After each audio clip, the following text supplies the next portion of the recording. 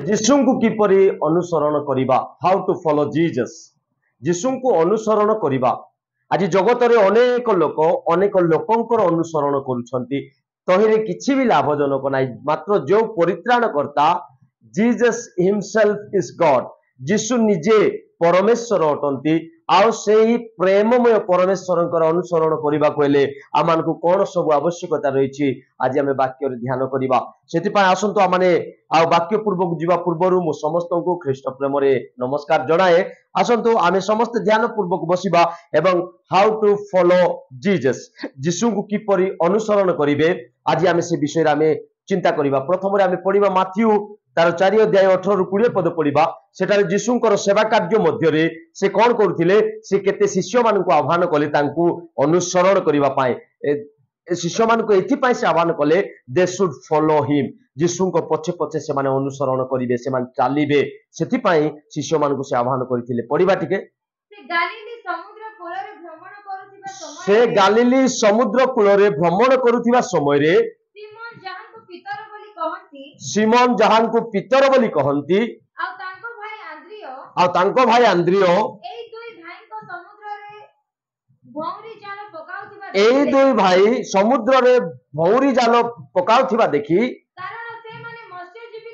କାରଣ ସେମାନେ ମତ୍ସ୍ୟଜୀବୀ ଥିଲେ, କହିଲେ ମୋହର ଅନୁଗମନ କର, ମୁଁ ତୁମମାନଙ୍କୁ ମନୁଷ୍ୟ ଧରିବା ଶିଖାଇବି। ସେଥିରେ ସେମାନେ ସେଇ କ୍ଷଣି ଜାଲ ଛାଡି ଯୀଶୁଙ୍କର ଅନୁଗମନ କଲେ।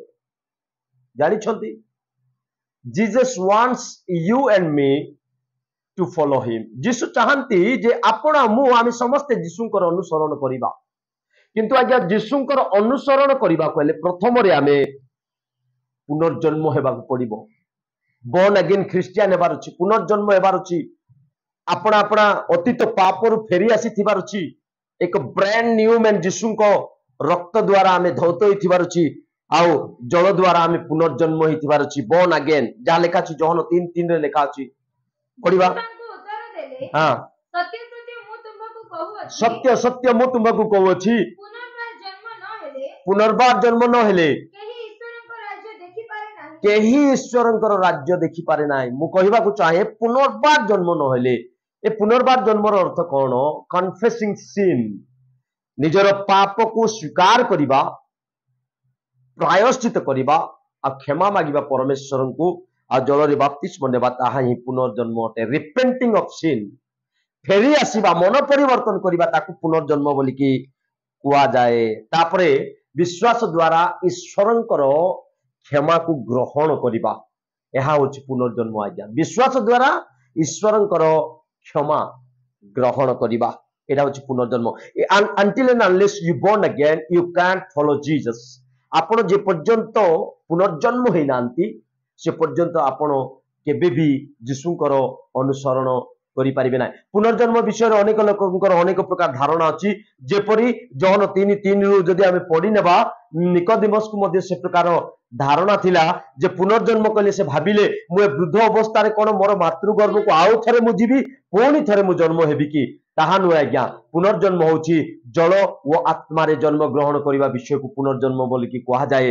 ସେଥିପାଇଁ ଯେଉଁମାନେ ପୁନର୍ଜନ୍ମ ହେଇଛନ୍ତି ସେମାନେ ଯୀଶୁଙ୍କର ଅନୁସରଣ କରିପାରିବେ। ଦ୍ୱିତୀୟ ନମ୍ବର ବିଷୟ ମୁଁ ଆପଣମାନଙ୍କ ସମ୍ମୁଖରେ ରଖିବା ପାଇଁ ଚାହେଁ, ଇଫ୍ ୟୁ ଫଲୋ ଜିଜସ୍, ଆପଣ ଯଦି ଯୀଶୁଙ୍କର ଅନୁସରଣ କରିବା ପାଇଁ ଚାହୁଁଛନ୍ତି, ୟୁ ମଷ୍ଟ ପ୍ରେ ଲାଇକ୍ ଜିଜସ୍, ଆପଣ ଯୀଶୁଙ୍କ ପରି ପ୍ରାର୍ଥନା କରିବାକୁ ପଡିବ। କାରଣ ଯୀଶୁ ମଧ୍ୟ ପ୍ରାର୍ଥନା କରୁଥିଲେ। ଲୁକ 6:12 ପଦରେ ଲେଖା ଅଛି, ପଢନ୍ତୁ। ସେହି ସମୟରେ ସେ ଦିନେ ପ୍ରାର୍ଥନା କରିବା ନିମନ୍ତେ ପର୍ବତକୁ ବାହାରି ଯାଇ ଈଶ୍ୱରଙ୍କ ନିକଟରେ ପ୍ରାର୍ଥନା କରୁ କରୁ ସମସ୍ତ ରାତ୍ରି ସେଠାରେ ଯାପନ କଲେ। ଆପଣ ଯଦି ଖ୍ରୀଷ୍ଟଙ୍କ ଅନୁସରଣ କରିବା ପାଇଁ ଚାହୁଁଛନ୍ତି, ପ୍ରେ ଲାଇକ୍ ଜିଜସ୍। ପ୍ରାର୍ଥନା କଣ ଅଟେ? ପ୍ରାର୍ଥନା ପରମେଶ୍ୱରଙ୍କ ସହିତ କଥାବାର୍ତ୍ତା। ପ୍ରାର୍ଥନା ହେଉଛି ପରମେଶ୍ୱରଙ୍କ ସହିତ କଥାବାର୍ତ୍ତା। ଆପଣ ଯଦି ତାଙ୍କୁ ପ୍ରେମ କରନ୍ତି ତାହେଲେ ଆପଣ ତାଙ୍କ ସହିତ କଥା ହେବେ। ଯାହାଙ୍କୁ ଘୃଣା କରିବେ ଆପଣ ତ କେବେ ତାଙ୍କ ସହିତ କଥା ହେଇପାରିବେ ନାହିଁ। ପ୍ରେୟର ଡୁ ଅର୍ ଡାଏ, ପ୍ରାର୍ଥନା କର ଅବା ମର, ଏ ପ୍ରକାର ପରିସ୍ଥିତି ମଧ୍ୟ ଅନେକଙ୍କ ଜୀବନରେ ଆସିଛି। आमको जीवन में जहाँ दुख अच्छी प्रार्थना द्वारा परमेश्वर को जनातु जहाँ मागिबा चाहते प्रार्थना द्वारा परमेश्वर को जनातु तेबे प्रभु आपण को आशीर्वाद करेंगे जीशु जमती प्रार्थना करुले if you want to follow Jesus जीशुकर अनुसरण करने को चाहते जीशु को भली प्रार्थना करंतु तृतीय नंबर विषय मु आपन रखा चाहे तृतीय नंबर विषय हूँ लिसनिंग लिसनिंग माने कौन शुणिबा लिसन टू क्राइस्ट ख्रीष्ट को शुणिबा जीशु को शुणिबा जीशुकर कथा शुणिबा जहाँ लिखा अच्छी माथ्यू 17 तार 5 पदरे से यही कथा कहू कहू देखो खंडे मेघ आसी से आच्छादना कला आउ देखो से मेघर गुटे बाणी होची ए आंबर प्रिय पुत्र एहांक ठारे आंबर परम संतोष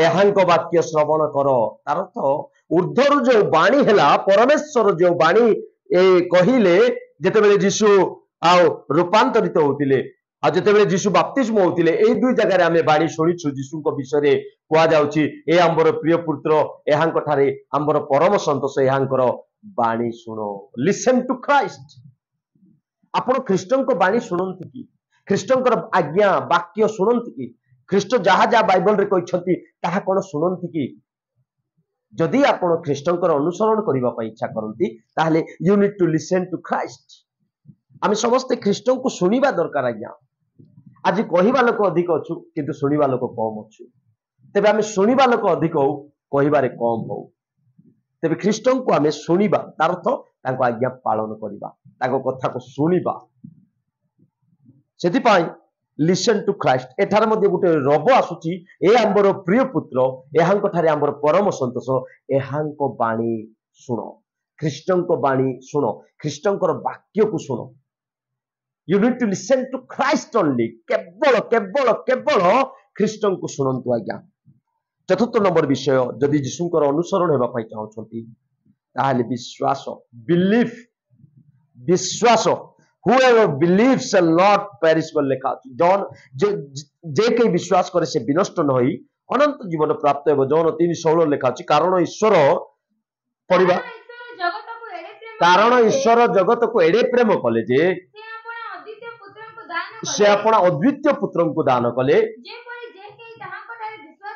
जेपरि जे के ताहांक ठारे विश्वास करे से विनष्ट न होई अनंत जीवन प्राप्त हुए आपण मान जदि प्रभुंकर अनुसरण करने चाहते ताहले आपण को विश्वास करने दरकार विश्वास कले आपण विनष्ट हेबे नाही काहाकू जीशु को प्रभु बोली जदि विश्वास करिवे आपण विनष्ट हेबे नाही अनंत जीवन प्राप्त हेबे तो आमे तांकर अनुसरण करबा कहले चतुर्थ विषय मु आपण मान सम्मुख रखिली विश्वास करबा पड़िबो ख्रीष्ट को विश्वास करने पड़ो जार अनुसरण आपण करने को जाऊँगी आपड़ जो तांको विश्वास करेंगे ना ताहले कौन आपण अनुसरण करें से चाहे to follow Christ is to believe विश्वास करने द्वारा आम ख्रीष्ट अनुसरण करुछु 5 नंबर विषय मुझे आपण मान रखा चाहिए जीशुकर अनुसरण करने कहले ओबीडियंस दरकार बाध्य मानिबा दरकार ओबीडियंस माने आज्ञाबहता 8 जहन 8 तार 12 पदर लिखा अछि जीशु कहिले जीशु पुनर्बार लोकमानन को शिक्षा दे कहिले मु जगतर ज्योति जे मोहर अनुगमन करे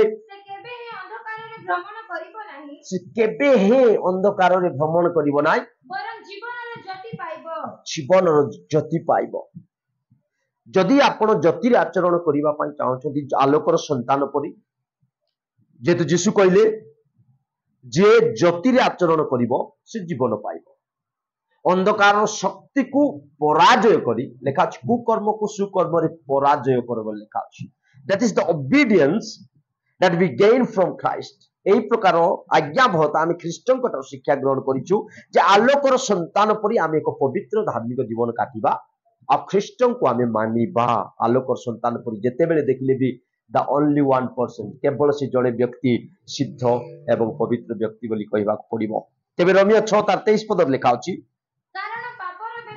ମୃତ୍ୟୁ ପାପ ଯଦି କରିବେ ଆଲୋକରେ ଯଦି ଚାଲିବେ ନାହିଁ, ଆଲୋକରେ ଚାଲିବାର ଅର୍ଥ କଣ? ଧାର୍ମିକତାରେ ଚାଲିବା, ପାପ ଶୂନ୍ୟ ଜୀବନ କାଟିବା, ପ୍ରଭୁଙ୍କର ଆଜ୍ଞାବହ ଜୀବନ କାଟିବା, ପ୍ରଭୁଙ୍କୁ ଭୟ କରିବା, ଆକୁ ଆଲୋକ ବୋଲି କୁହାଯାଏ। ସେଇ ଆଲୋକ ହଉଛନ୍ତି ଖ୍ରୀଷ୍ଟ। ଆଜ୍ଞା, ଯଦି ଖ୍ରୀଷ୍ଟଙ୍କ ଠାରେ ଆମେ ଅଛୁ, ଖ୍ରୀଷ୍ଟଙ୍କ ସହିତ ଯଦି ଚାଲୁଛୁ, ତାହେଲେ ଆମମାନଙ୍କୁ କୌଣସି ପ୍ରକାର ପାପର ମୃତ୍ୟୁଜନକ ଆଉ କନସିକ୍ୱେନ୍ସ ବା ଆସିବ ନାହିଁ। ତେବେ ଆମେ ପଢିବା ରୋମିଓ 6:23 ପଦରେ କଣ ଲେଖା ଅଛି?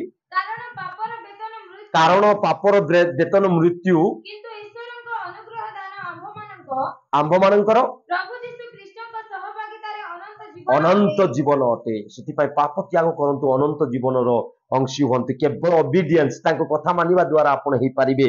ତେବେ ମାର୍କ 12:30 ପଦ ଲେଖା ଅଛି, you shall love the Lord your God with all your heart। ପଢନ୍ତୁ ଟିକେ। ଆଉ ତୁମ୍ଭେ ଆପଣ ସମସ୍ତ ଅନ୍ତଃକରଣ, ସମସ୍ତ ଅନ୍ତଃକରଣ, ସମସ୍ତ ପ୍ରାଣ, ସମସ୍ତ ମନ ଓ ସମସ୍ତ ଶକ୍ତି ଦେଇ ପ୍ରଭୁ ଆପଣ ଈଶ୍ୱରଙ୍କୁ ପ୍ରେମ କର। ସମସ୍ତ ଶକ୍ତି ଦେଇ ପ୍ରଭୁ ଆପଣ ଈଶ୍ୱରଙ୍କୁ ପ୍ରେମ କର, ଲେଖା ଅଛି ସେଇ ପ୍ରକାର। ସେଥିପାଇଁ ଦେଖନ୍ତୁ ଆଜ୍ଞା, ଟୁ ଫଲୋ ଜିଜସ୍, এই 5ଟି ସୋପାନ ଆମେ ଦେଖିଲୁ। এই 5ଟି ସୋପାନ ଆମ ଜୀବନରେ ଆମେ ଅନୁସରଣ କରିବାକୁ ପଡିବ। এই ବାକ୍ୟ ଦ୍ୱାରା ପ୍ରତ୍ୟେକଙ୍କୁ ଆଶୀର୍ବାଦ କରନ୍ତୁ।